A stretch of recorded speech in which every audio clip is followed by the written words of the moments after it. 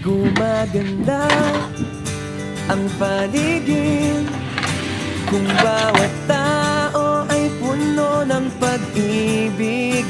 Napapawi ang bighati, masilayan lang ang iyong ngiti.